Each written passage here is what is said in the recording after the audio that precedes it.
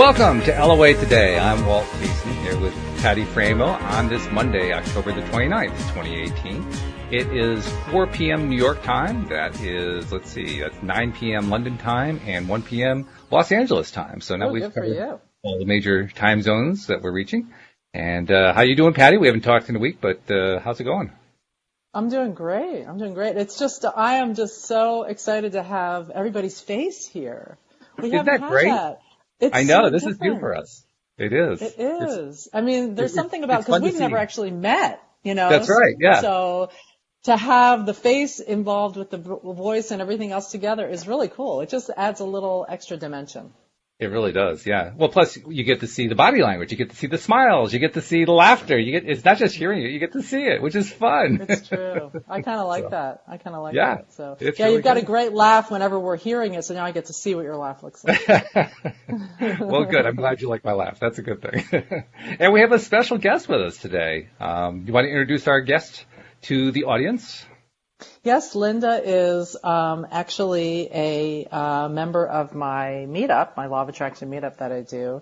And we've talked a little bit about doing some Law of Attraction coaching. And I just thought this would be a really cool way to give her some coaching, allow us to do some coaching, and then also kind of show people what is involved in that. Because I think coaching is one of those kind of nebulous things that people are like, what does that really mean? Are you just going to tell me what to do? And how does that work? And, you know, I think everybody does it differently. And I find that, you know, because everybody has their own little way that they bring to the table. And, you know, given that I've got a background as a licensed clinical social worker, I've got kind of that counseling, approach as well as my coaching background, and as well as the Law of Attraction approach. It's sort of a three-pronged thing. So it's very hard to put into words. And yeah, but you did a very nice job. Oh, well, thanks. But I love that we get to sort of demonstrate that. Yeah. And in fact, we're going to get to the point where we're going to be offering people in the audience in the Law of Attraction Change My Life group, where we are live streaming this at a future time, to come in and get the same kind of help. And we're going to give you advance notice and all that kind of good stuff. So it's going to be fun.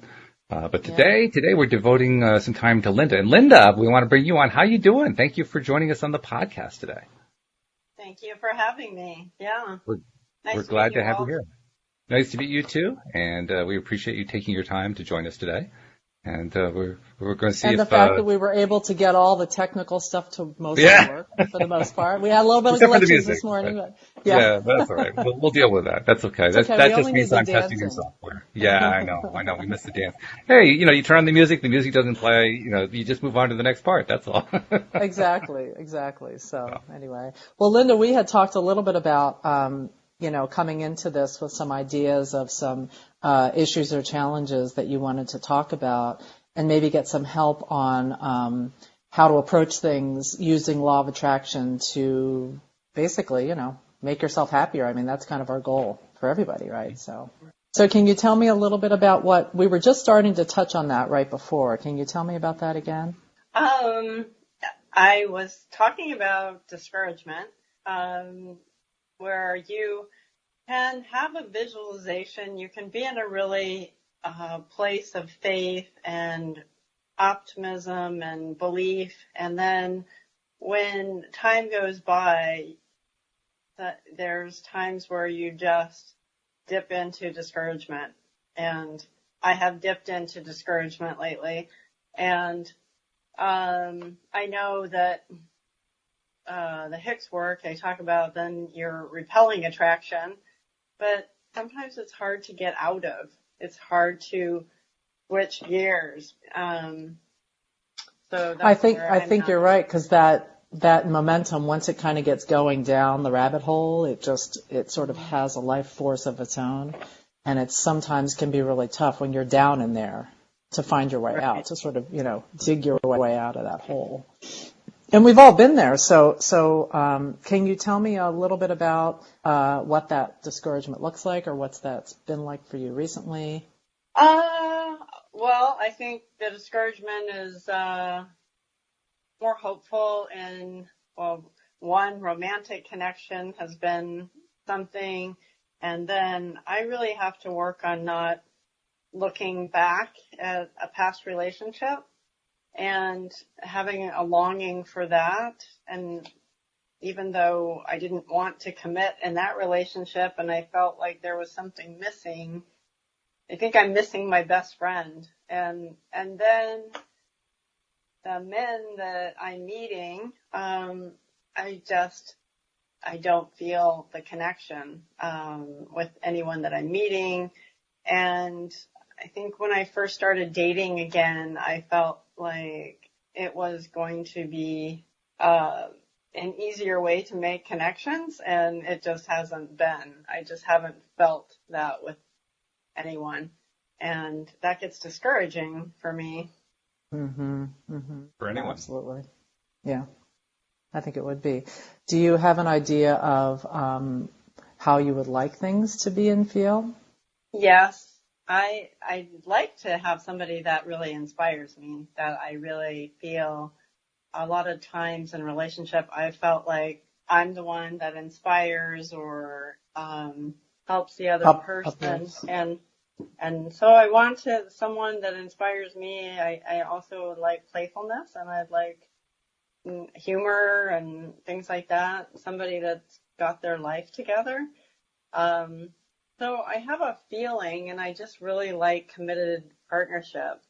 And it seems to be, I've had a pattern going where it seems like get a really true connection for me, like somebody that I really adore. It's either they adore me and I don't feel the same way, or vice versa. And, or at least I feel like potential and it's not mutual. So I don't know. I feel like I'm just missing a mark on that area of my life. What was it that you felt was missing from that past relationship that you were just in? You were saying that there was a lot of things that were good about it. You kind of missed that, but were there things that didn't work for you, or? There were things that I questioned myself about, whether I was being too picky, but he felt needy at times. He felt a little more serious. We didn't have a playfulness that I really wanted, a banter, like having it just be fun to go to Home Depot or whatever. I wanted that kind of playfulness, and I just wanted someone who felt more solid and, like I was saying, could inspire me also. And I question that, and that's probably where I keep going back to that, because he was actually really sweet, loving, kind, he treated me like a queen, and I'm more mature in life, and so start questioning if everything that I want is available, and then I get discouraged. Yeah, absolutely.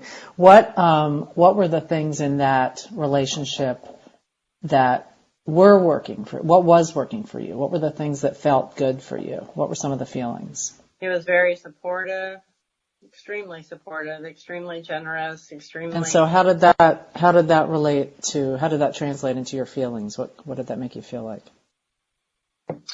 It made me feel that I had someone that had my back, protective, caring. It made me feel so you good. felt secure. Yes.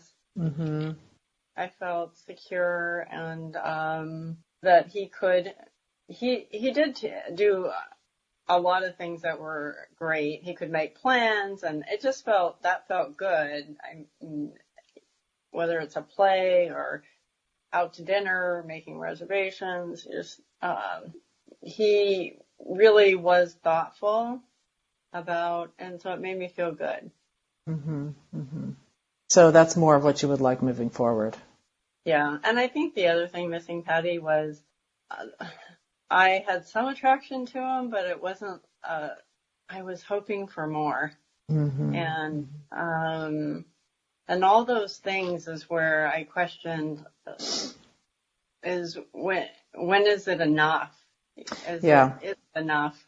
And so I broke it off, basically. He wanted to marry me, and the hard thing is I go back to longing for him, and as I'm going out and dating men and comparing with what I had to what I'm meeting and finding discouragement and disappointment. Mm-hmm. So Mm-hmm. that's I totally get that idea of is it enough? One of the things that I also struggle with the whole idea of relationships and law of attraction and how you make them work together is, on one hand you think, well, I should just be in a high enough vibration that where I'm solid in my own thing, where I don't have to have these certain things in this other person. Mm-hmm. And then there's kind of the reality of dealing with that day to day. And then there's also the thought, well, but if it's law of attraction and I'm putting that out there, I should be able to have everything that I want. Right. So it is kind of a dilemma in a way. I know, Walt, you've talked a lot about, or a little bit at least, about in the past how that relationship with your wife came about and how it really did have all those aspects that you were looking for. What was even more amazing to me is after we met and after we kind of compared notes, Louise actually pulled out a piece of paper that she had written when she was pursuing her master's degree in family therapy. And in that list, she had identified all the characteristics that she wanted in a mate, and I matched every one of them. That blew me away. I literally had everything on her list. And for me, my list was actually not written down, but for me, it really came down to one thing. I just wanted to have a steady relationship that would actually hold its own and be fun and with somebody that I would care about and who would be my best friend. That was my list. That was my entire list. And she matched all of them. Guys always have this little tiny list, It's like 3 things. Women, it's like 25 pages long. Well, that's all right, though. But actually, I think I willed it down over time because I mentioned to you, Patty, once before, my biggest difficulty, because, Linda, I can barely call it dated. I dated very inadequately for about 20 years. And I say that because during that 20-year period, I think there was one relationship I had that lasted a month. That was the longest one. Everything else was just one disaster after another. So to actually get into a relationship that was working and that was going to go on and has now gone on for 20 years, that was beyond my belief. That was beyond anything I could imagine. I was just limiting it down to, well, none of the rest of it's work. Let's just get it down to this one little small subset. If I can do that much, I'm doing well. That's the way I felt about it because I had just gotten so badly beaten up.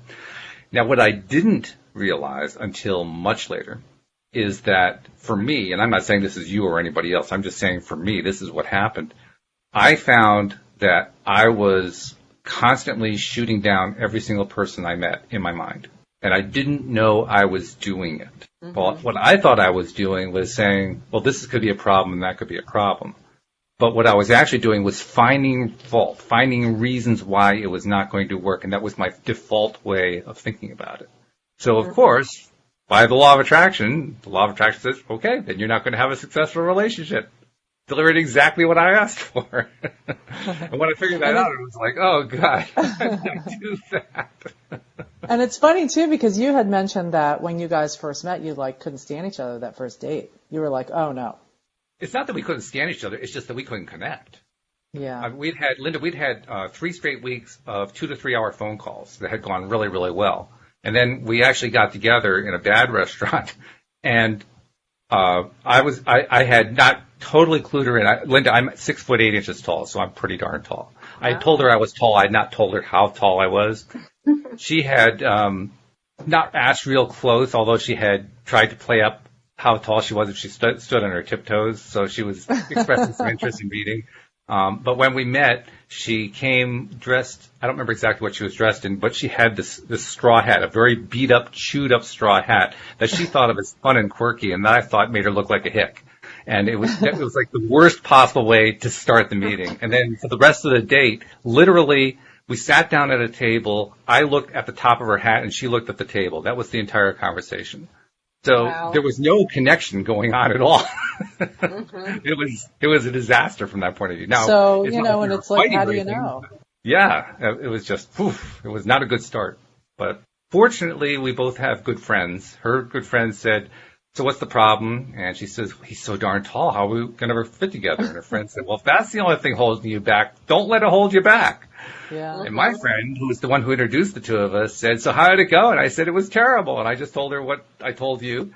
And her reply was, well, you're going to use the 3-date rule, right? And I said, the what? And she said, the 3-date rule. I said, what's the 3-date rule? And she said, you give it 3 days before you make a decision. I said, oh, God, do I have to? That's what I said. But we did. I met her again, and the next date went better, and the third date went better than that. And by the end of the month, we were together. Very cool. Awesome. Very cool. You know, what that made me think of, too, is when you talked about how what you were looking for on your list, and your list was kind of, Walt, feeling oriented. It wasn't really like this character, this tall, or has to be, you know, have this much money, or has to like. I didn't want to date somebody who was 5 foot. I didn't specify that clearly, but yeah, I was hoping somebody. I'd given up on somebody who was going to be anywhere near my height. That was just not in the realm of possibility. Well, mostly not in the realm of possibility. I actually did meet one woman who was 6'3", just in time for her to move to Florida. But other than that, it just wasn't. She was very nice too, but she wanted to move to Florida. And so what was it about that? I'm just curious if there was a feeling that the height thing made you feel. Like if there was that big of a difference, what feeling did that evoke in you that wasn't comfortable for you? Well, the height thing was what I usually associated with why it was I wasn't getting anywhere. Because there were a lot of negative reactions to height. Interesting. Women want tall men. They don't want super tall men. Interesting. Because it's too tall. It's too tall. So it's too funny. scary. That would never have occurred to me. That's so funny. So somehow you had. Well, you're taller than average though, aren't you, Patty? I think you are. I'm like 5'8". Mm-hmm. Oh, okay. That's still about average. A little bit higher than average, but yeah, I find that taller women tend to be more open to taller men. That's what I was thinking about. Well, not so much that, but that they just don't have that kind of block that a shorter woman has. Mm-hmm. Mm-hmm. So I'm wondering too if when your wife put that list together that she was looking for, if she was considering the fact that all of those things came true, if she was approaching that when she was in a particularly high vibration when she wrote that out. Just kind of makes me wonder because, the idea behind that Abraham talks a lot about is when we are about to enter into something that we want, if we're coming from that centered or high vibration place, like they say, after meditation is when you should think about what are the impulses that come to you and things like that. Right. So I'm wondering, given the fact that it was so successful, that she was in either high vibration or she was really lined up with those things because it came true since it had to be. I'm not sure what the answer is to that. It was quite a few years before. This was not like the same year that she'd written that list out. She'd written it, I'm going to say, 10 years before that. So it had been hanging around for quite some time. So if there was some resistance involved, that would explain, the 10-year delay. She wrote it for a class. I know that she liked most of her teachers when she was pursuing her master's degree. She's talked about them quite a bit. So she probably was in a pretty good space when she wrote it. But I can't say what happened during the interim other than the fact that it wasn't a terribly successful 10-year period from a relationship point of view. Interesting. And the impetus is also interesting because she'd had a black cat for 16 years named Shadow, and Shadow had died the previous November. And that was a fairly traumatic event in her life, but it was also kind of a game-changing event because when friends asked her if she was going to get another cat without skipping a beat, she would answer, no, I'm going to get a husband. In other words, she had changed her mindset so completely that it was a big deal for her. So there was certainly when was that shift?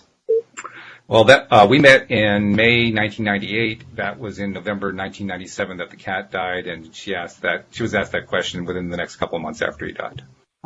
So she kind of made a shift at that point. Yeah, and she started asking everybody that she knew.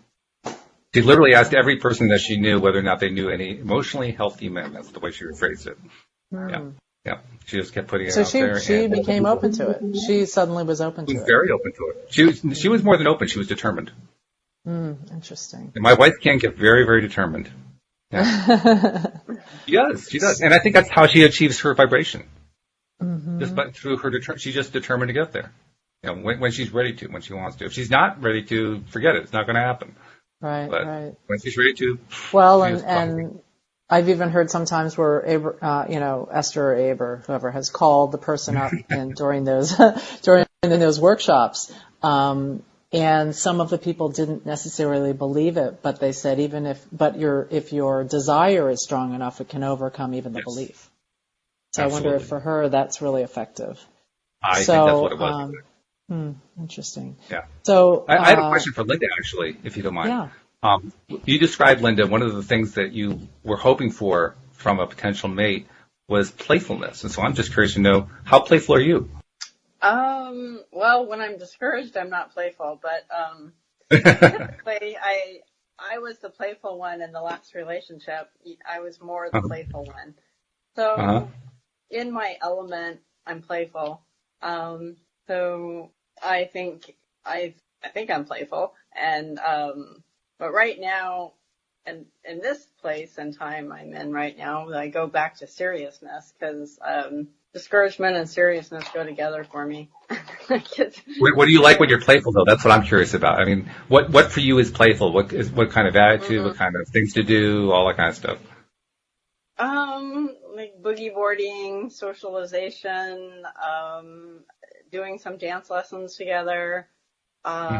Just sort of like the little banter that you might have with a person in a fun way, not sarcastic, but just where you kind of can ping off each other. Obviously I could be more playful because I'm not attracting playful. So, yeah. Well, that's a really good point because I wonder, obviously whatever it is that you're feeling right now is what's going to be coming into your life. So, and you were saying, that's where we came for that idea of the discouragement piece. Right. When you are in a discouraged place, you're going to attract discouraging situations. Right. So then, I was just going to say it's interesting. I just came back from Esalen and I felt this sadness coming on, and the man that I met right before I left, he's handsome, he's successful, he is very dry. When we talked after our lunch date, we talked a couple times, and then he told me last night, he said, I'm not a flake, but I'm taking some time out. I got overstressed and I'm not my, highest self. I don't know how he worded it exactly, but I'd like to go out next weekend, but I'm working on eating better, meditating, and doing the things that get me in a good place. And so it's a complete match to me because I'm kind of working on shifting out of this and shifting back into my happy place. So, what normally helps you, or what has helped you in the past when you're wanting to shift into a better place? Have you found things that have worked for you? Sometimes I just start acting as if I am happier, that things are going to work out okay, kind of starting to do positive affirmations, and like going to dance lessons or something like that, do something that I push myself even though I don't feel like it. I just do it anyway. And so sometimes that can help me shift out.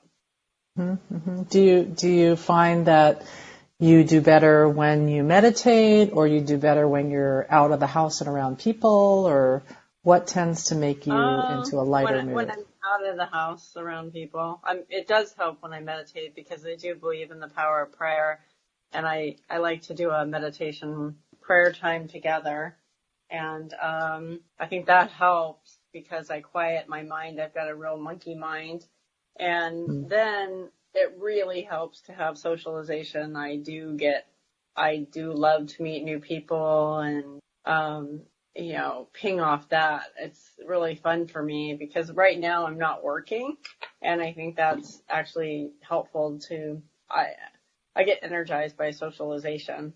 So you're more of an extrovert. Yeah, if it feels like the right tribe. And if it doesn't feel like the right tribe, then sometimes it's not good. Like, I've got some girlfriends that I may be shifting out of because they're more pot smokers and like to get drink and go to concerts and dance, and it's just not my scene. It's not. Mm-hmm. And I would say nature and talking, having talks that have some depth to them, Mm-hmm. exercising, just things that are more conscious light me up. So are you finding that when you're feeling kind of discouraged or down, that it's tough for you to take the steps to do those things or to even remember what they are? Yeah. Yeah. When 'Cause I get really discouraged, which I have lately. And it's also, like I say, the piece of looking back at my last relationship, and I know it's not helpful because I have this longing that's going on, and I'm trying to put that into perspective that you miss your best friend. I mean, that is what happens when you lose a relationship, whether it's the one that's meant to be or not. It's a I feel loss. like you lose a lover and a best friend, and whether they were the one or not. And yeah, so it's a huge loss, and Yeah. I feel that I'm still working through that. Yeah, I get that. I mean, definitely that is a big loss. Even if it's not the end all be all, even if you're Right. making the conscious choice to not stay in that, it's huge because it's, someone to hang out with and someone to talk to at the end of the day about, the minutia of your day and just physical affection and all of those kind of things. Right. Is really tough. Especially if, I know, I'm all a huge believer in girlfriends and having that group. Or for guys, I guess it's for guy friends, because that really, that's less likely to have that ebb and flow of a romantic relationship. It's more likely to kind of just be there for you. So it's a nice support to have. But it sounds like you're kind of wanting to make a shift even in that area as well. Yeah, I was just talking to, I got a whiplash, and I have a massage therapist I love.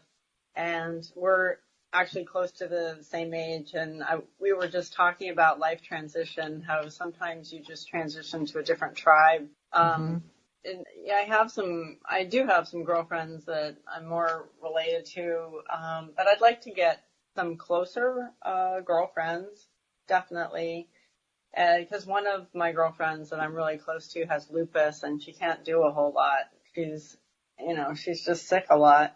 So I need to build a new tribe. So it's a lot of planting new seeds. So when you, have you made that shift before? Have you had it where you've got a certain group and then you shift to another group, or is this kind of a new thing?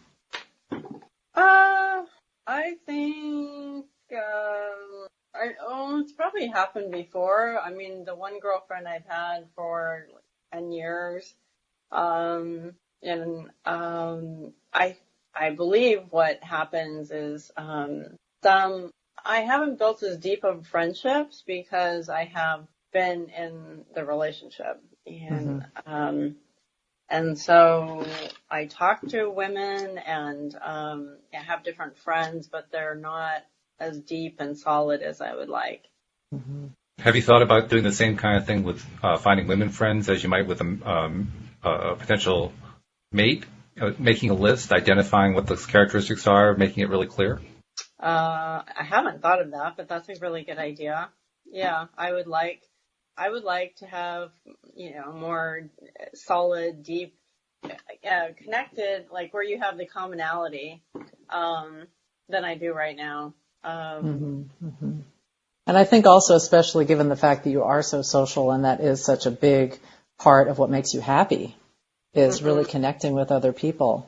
So I think that's a great idea, Walt. And, the other thing I was also just thinking of was, sometimes, Walt and I have talked about this before. I don't know if it was on air or not, but when you're having a difficult time with, just in a downtime, it's really hard. You're in this low vibration, and so none of those high vibration thoughts are even connecting to you. They're just sort of over there, and you can't even remember them sometimes. You can't. It's like, how Abraham says you can't get from here. You can't get there from here because it's over there, and you're like, how do I get to there? How do I get to there?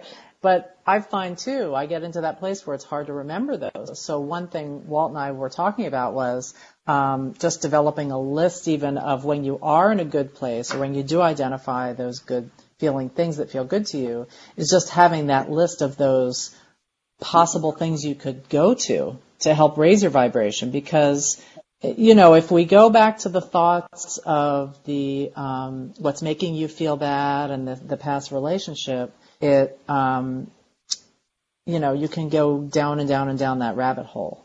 And even just thinking about relationships at all, getting one can also make you go kind of down that rabbit hole. So, I think those are the times when just pivoting away from that thought completely onto any other good feeling thought, even just ignoring that whole part of your life for a little bit.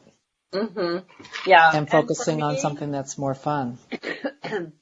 What I'm grateful for is I was really sick this year with bronchitis. For almost a year. They couldn't figure it out. I was asthmatic, like almost asthmatic. I wasn't asthmatic, but I was wheezing. It was all things I'd never had before. I've never had a lung issue and all this. And wow. I had fevers for months and, no. So I'm on the other side. I just got on the other side a couple months ago. Maybe 3 months ago, I joined a dating coaching group, and that's all about having tenacity in your dating and getting out there and doing all that. And it's very action oriented. Yeah, and I was on a excited thing in the beginning, but yeah, like you say, Patty, maybe I've thought about that same thing. Maybe it feels like if a lot of my focus is on that now, then if you don't, I call it get the basket in the hoop, if you don't find what you're looking for, then it just feels like failure. And so it's better to have a well-rounded, lots of pieces of the pie, so that it feels like it's just one thing. Yeah, she does talk about making dating a spiritual practice and just showing up and being there with another person. But if right now, if you are, aiming for that, but it's not working for you right now, right. Rather than sort of beating your head against the wall and trying to sort of push or effort in a direction that's not feeling good, right. That's just going to get you more efforting and not feeling good. Right. Because it's, and it's not, that it might be a great approach, but when you're in a good place. And it sounds like in the beginning you were. So it was really kind of getting going and this is really fun. But now you've like hit this wall where you're like, oh my gosh, I'm forcing myself to do this stuff and it sucks. It just doesn't feel good. Yes. And I feel like the more you push yourself in a direction that doesn't feel good is the opposite of what would be helpful. You know what I mean? Yeah. I've had periods of time where I've gone through the whole dating thing, and it's a lot of fun, and then it starts feeling really yucky, and it's like, I just gotta, put that aside for right now and not even worry about it, and focus on literally anything else that feels better. Right.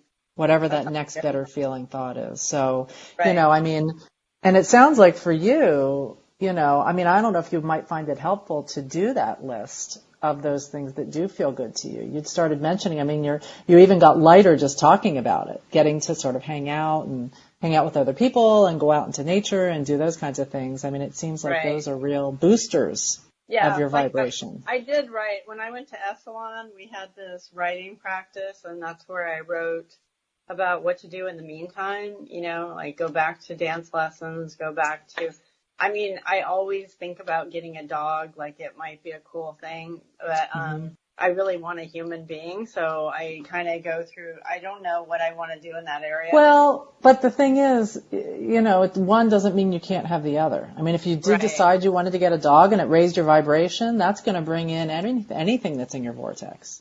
Right. Versus if you are sort of like, well, I'm just going to wait, you're in this holding pattern of negativity. And it seems like it would be tough to kind of, if that's your focus and you're focusing on the stuff that's making you feel bad, it's just going to bring more bad feelings, thoughts. Do you know what I mean? Does that make sense? Yes. Yeah. Like, I I can't have the good things in life until, I meet the guy, but I'm not meeting the guy.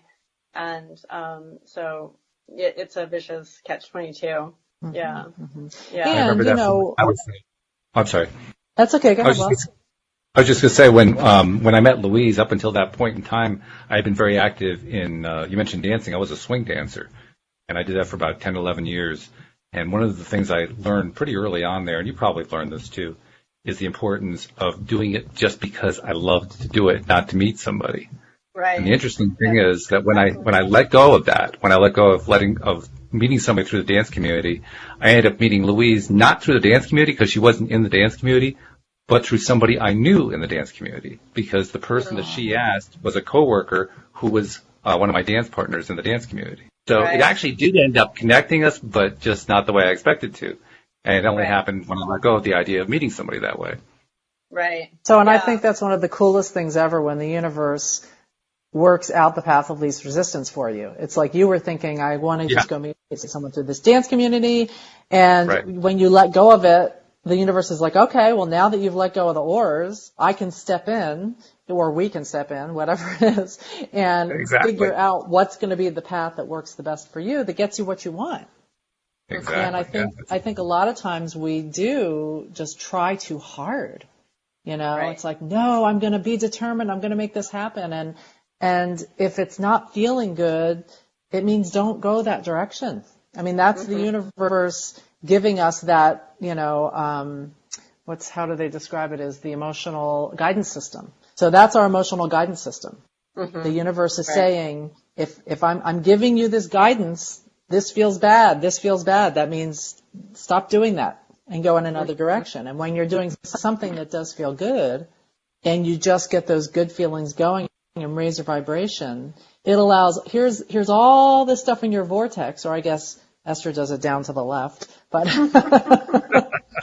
is, let's say, here's all this stuff in your vortex that you've been putting in there for your whole life and lifetimes, and it's all there, already happened vibrationally, it's there. It's just we're not getting it into our experience until we've raised our vibration and we're lined up with it. We're not doubting it. We're not focusing. We're not pushing so hard. You know what I mean?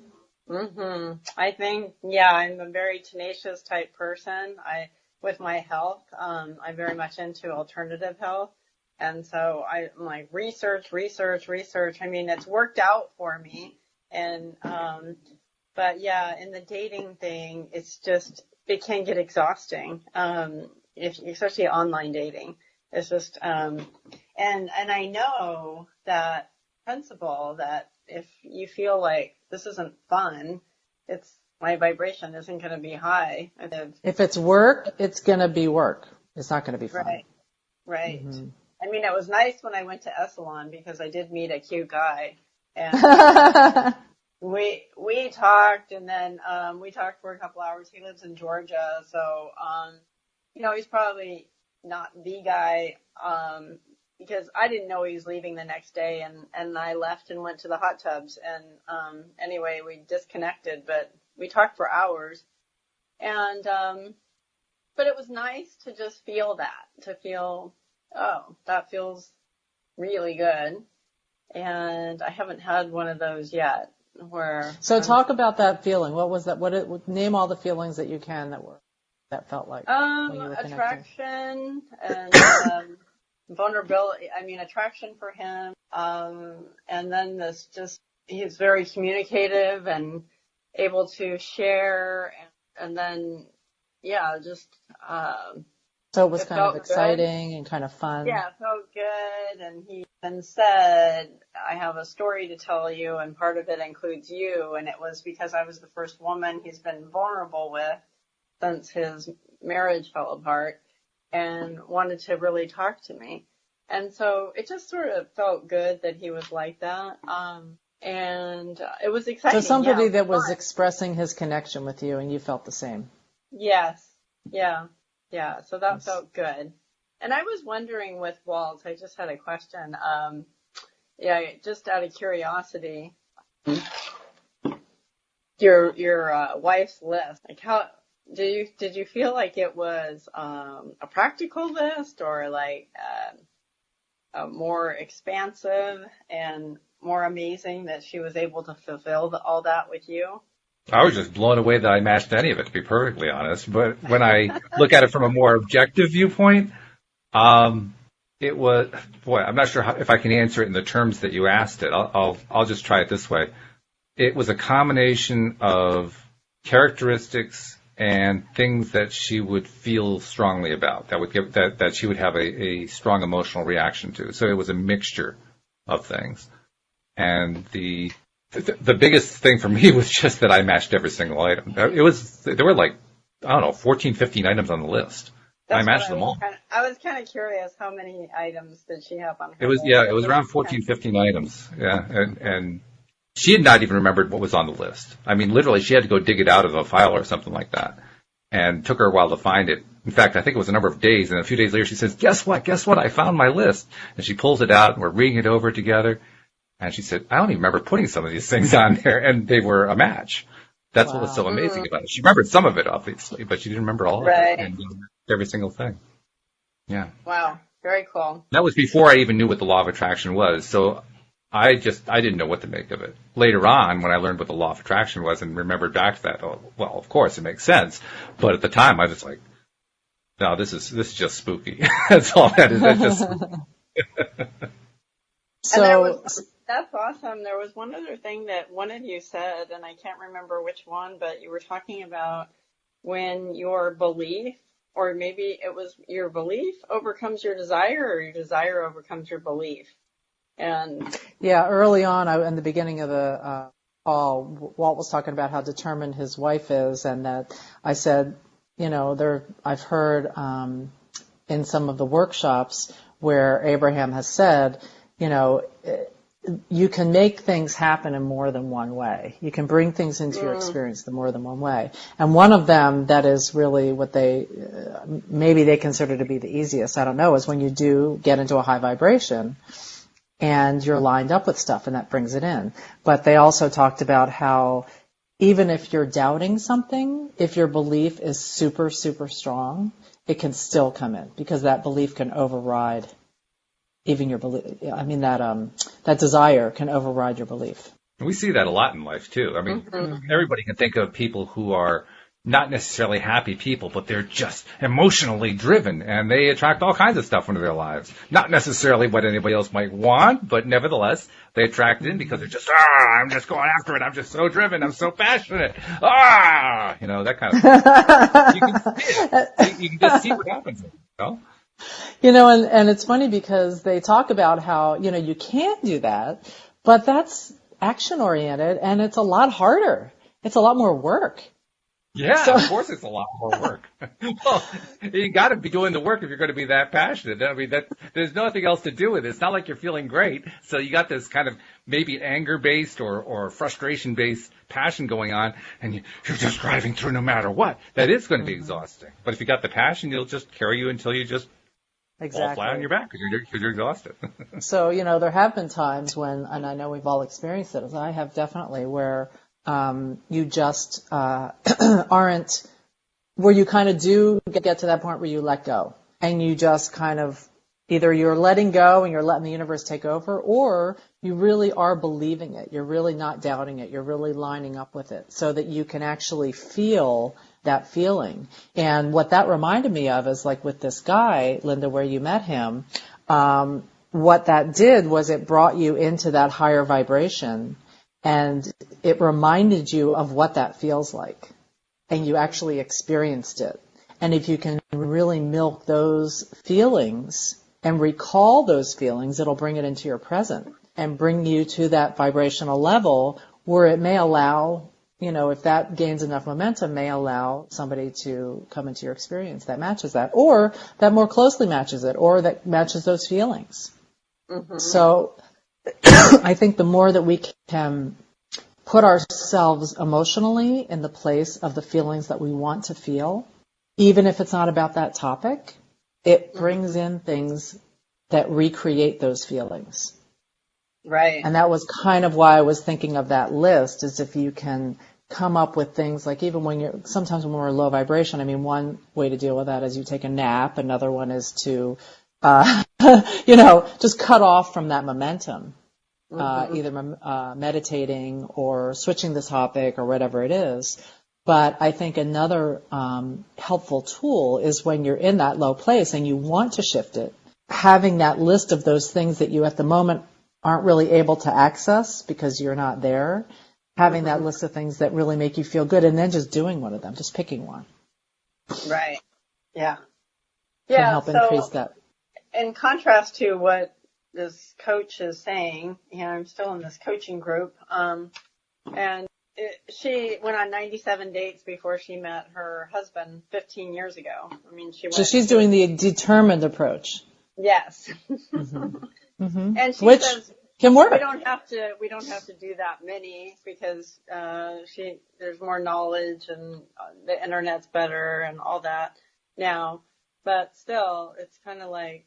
So I'm wondering if you can shift that approach. So still, be able to use that approach, but shift your mindset in a way where you're approaching it not so much from, I want to meet the guy, and more from, this is an experiment to see what the universe brings to me when I'm in a certain vibrational level. That's a good one. Yeah. Thank you. So that you can still take the action if you want. Right. I mean, if you really don't want to do it, I wouldn't do it. Yeah. But, one idea would be to kind of maybe still take those steps if you want to continue on with the action mode of things. But if there's a way you can shift your mindset about it where it's not this should, efforting, doubting approach, but if there's a way that you can shift your mindset about even what that exercise means for you. Right. So that it could be like, gee, I'm just going to, try and get myself, I'm going to do one of these things on my happy list, and I'm going to get myself into a good vibration before I take any action, which is key, really, really key. Right. And then taking some action when you're in that good place and sort of making it like, gee, I'm going to just have an experiment for these next 10 dates or whatever it is, or action steps you're going to take. Where I'm going to really get myself into a high vibration before I do that, and then see if it has any kind of different result, where you're taking the angst and effort out of it and making it more like an observation. That sounds good. Yeah. In fact, the other thing you can also tie in is, instead of planning out what you're going to do as your action steps, make it a little more spontaneous. You get an inspiration, go with the inspiration, rather than figuring out, well, is this really what I want to do and all that kind of stuff. If it feels good, just go do it. Don't allow yourself to just stay on it for a while. Go get out there, go do it. That takes a lot of the strain off. Yeah, just go with whatever feels good at the moment. Yeah, because I think that it is really easy once you get into that. I'm going to do this. I'm going to effort. I'm going to make this happen. I'm going to take these steps, whether I want to or not. Isn't always that helpful. Yeah, that's not good. Really are, if you're not wanting to do it, just don't do it. Right. Yeah. And then, Walt, you were saying you've been at this before you met your wife, you were dating for 20 years. Yeah. Yeah. And from college until we met. Yeah. How were you? Were you able to stay positive through all that? Did you feel pretty Absolutely positive not. Not even close. If I had been able to stay positive, it wouldn't have taken 20 years. No. Okay. I was very definitely getting more and more negative every year. And really the only reason I believe that Louise and I ended up meeting and connecting is that at the end of that roughly 20-year period, I had just been through one of the most miserable non-relationships you can actually be in, and yet not call it a relationship. And I was just so sick of what had been going on for years and years and years, I threw in the towel. I quit. I said, letting go. I just let, and it was my way of letting go. I gave up on trying so hard to find a relationship. And then my friend called me up and says, hey, I got a friend of mine, a coworker, who's interested in meeting you. And I said, no way, I just quit. Wow. I mean, literally, I just threw in the towel. I was done. But she gently talked me into it, and one thing led to another. But it was me letting go of the struggle, of the chase, of trying to find and so forth. That if it hadn't been for that, I probably would still be stuck in it, because I was really in a very bad negative spiral, really bad. Yeah. And I didn't know about law of attraction. Yeah. Oh, that's what I was going to ask you. Did you know about the law of attraction? Yeah. So then, no. Did you find out about that after you met your wife? Long after, yeah. My wife and I married in '99, and I found about law of attraction when I saw The Secret in November 2007. So, yeah, quite a while later. Yeah. Yeah. Right. Awesome. Yeah. But so yeah, it's just that's funny. one of the key. It's funny that's right. how. It's funny how. I just love how it's such a great demonstration of the letting go piece. Mm-hmm. You know, Absolutely. It's like that whole analogy of having your boat, like she was talking about when, Esther was talking, or Abraham, whoever was talking, about when she and Jerry were on this whitewater rafting trip. And she said, nobody got in there and tried to row upstream. Like, why would you do that? You know that there's this momentum, this force of the water that, you can try and try and try. You might be able to stand still maybe, but like, why? Why not just turn around and let it take you where it's going to take you? And it's that same idea of what you did, Walt, was to let go of the oars. It's like here you're like trying to go upstream and trying to go upstream and trying to go upstream and realizing like this is getting me nowhere. And I am just done with this. I'm too tired. I mean, it's like it takes getting beaten into exhaustion before we finally, a lot of times, are willing, or where we get so depressed, where we just have to let go. We're like, something's got to give, and I just give up. And it's at that moment that so many times things like that fall into our existence. Because, Linda, you've already, I'm sure, put every possible detail already in your vortex of what you want. I mean, it's all there. And that guy's in there spinning around. Or more than one guy. Who knows? Maybe it's not one guy. Maybe it's a bunch of guys. And they all They're can fit getting that really bill. dizzy. They're like, whoa! Help, let me out! Help me, Mr. Wizard!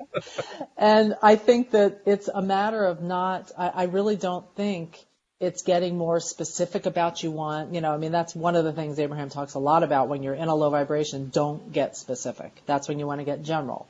So getting more specific and more detailed about what you want in this guy or how you want this relationship to be or what you want his characteristics to be is just going to add to that resistance because it's already there. It's already all there. That's all the step 1 stuff.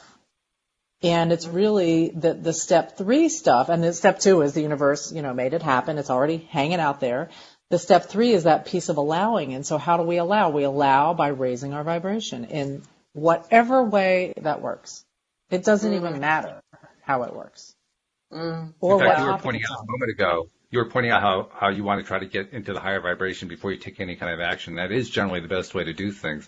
But Joel Elston, who does the Thursday morning podcast with me, likes to point out you don't necessarily have to do it in that order. You just have to do them relatively close to each other. So you can start taking action, and then while you're taking the action, use that to get yourself into a high vibration. That works just as well.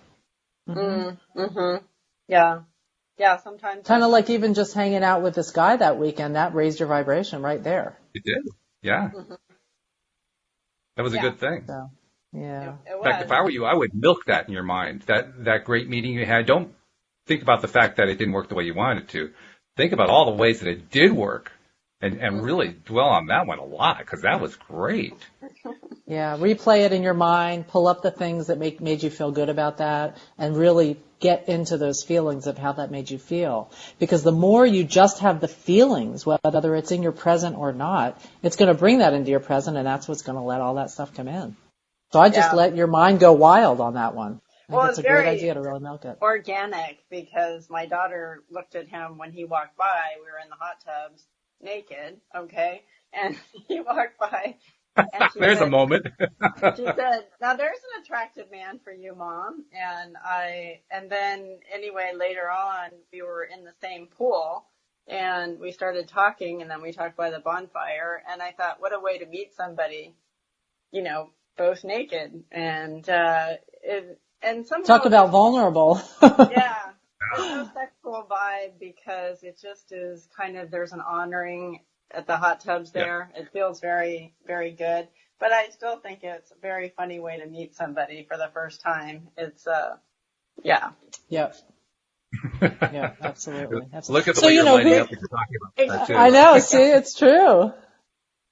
Uh, You're like, oh, you get all excited just even talking Your about it. face got all warm and well, it's fun to meet somebody organically like that. I mean, it's much yeah. more, it is fun where it's not orchestrated through online dating. Not that I poo-poo online dating. I know many people have met through that, but it's nice when it's just like serendipity.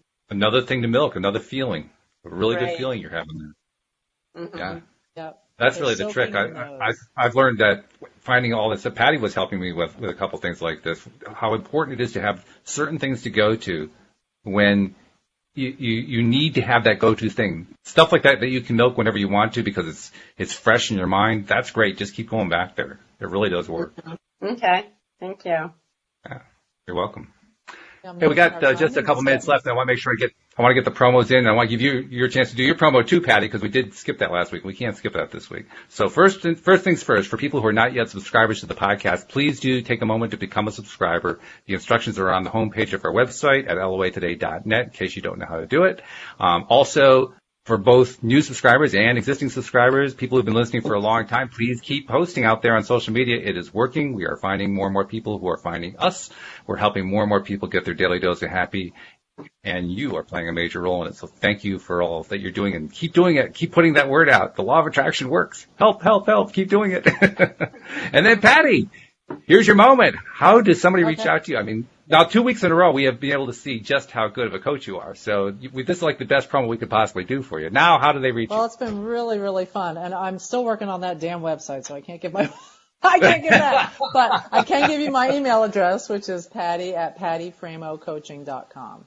So that's a way that people can get in touch with me. And what I'm actually going to be doing is moving forward is offering some people to be able to do this coaching on during our podcast, which is really a lot of fun. I really appreciate you being here, Linda, and opening up with us. That was really cool. No, thank you. Thanks. It was great to be here. Before you go, is there anything that you found to be your best takeaway for the session so far? Well, it's interesting. I was kind of in line with what Patty and you both talked about. We're taking a step back, finding other pieces that bring me joy, and letting this be a lighter piece instead of having this be so like my health mission. Okay, now it's my relationship mission, and so it's not so heavy. Yeah, so it's not so heavy. So to go light and find other things to focus on in the meantime. Absolutely. So by the way, I'll tell you something that I often tell to anybody, particularly to women, but I'll tell it to anybody who's struggling, particularly if they're struggling where relationships are concerned. You showed us your smile a few times. You have a gorgeous smile. Smile a lot. Thank you. It's not only good for you, it's also going to help you attract people. You have a great smile, so just keep doing it. Thank you. Ditto. I agree with that. Yeah. Yeah. Smiling, in my opinion, is the best way to see who a person is. Yeah. Mm-hmm. I mean, people say that eyes are windows to the soul, and I'm sure that's actually true, but smiles tell you everything about a person. You can just tell who they are. If they're not smiling, if they're just stone-faced, you don't know who they are. But the moment that they're smiling, you can just see who they are. The personality just comes right through. Yeah. Mm-hmm. So that's why you become your own beacon to the world. Exactly. Yeah. Very cool. So this has been great. Thank you for joining us, Linda. We appreciate your time and your willingness to kind of put yourself out there, because it's a little bit nerve-wracking to put it out before the world. So thank you for doing that. Oh, you're welcome. Thank you. And Patty, thank you for doing what you're doing. And I look forward to continue to do it with you week after week, because you're so darn good at it. Ah, you're so sweet. Thanks. That was really fun today. All right, great. And we'll also enjoy having our listeners and friends on Facebook tune in again, too. So be sure to check us out next time. And regular podcast listeners, we'll see you all next time as well here on LOA Today. Goodbye, everybody.